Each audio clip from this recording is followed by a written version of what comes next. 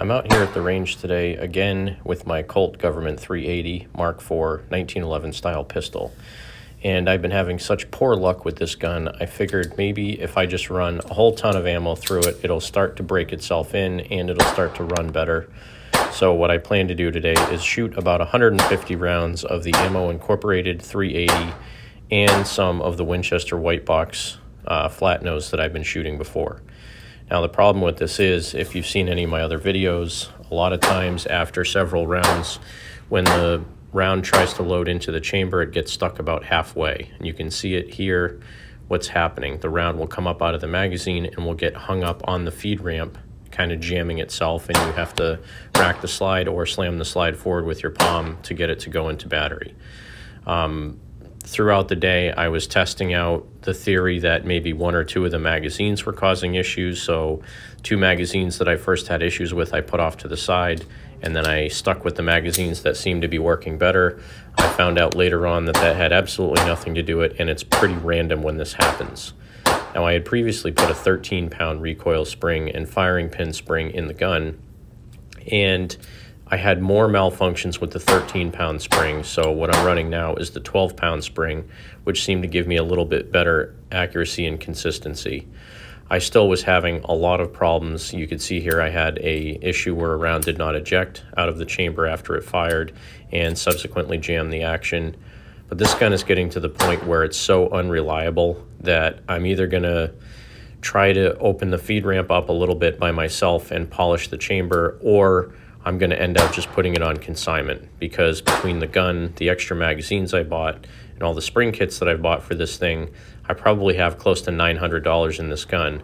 And realistically, I can't have a gun that costs that much money that's not reliable. It drives me absolutely insane, and I'm not going to come out here every time and have a crummy range trip. So I know a shop that would take it in on consignment for about what I have into it. They take about 18% off the top, so I'll end up losing some money, but even if I get 3/4 or 80% of what I paid for the gun, I'll be able to put it towards something else that I really want.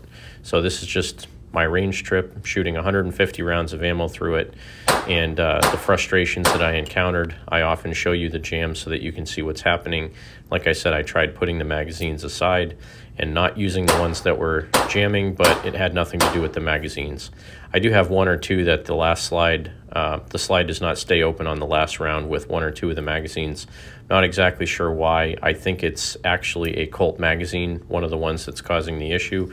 So again, just pretty disappointed overall on this gun. I really love the way it looks. I love the fact that it's a Colt. I don't have many Colt firearms. And, being a prestigious company with a great track record, I thought it would be a great gun, but it's just so finicky, I'm not sure I even want to keep it.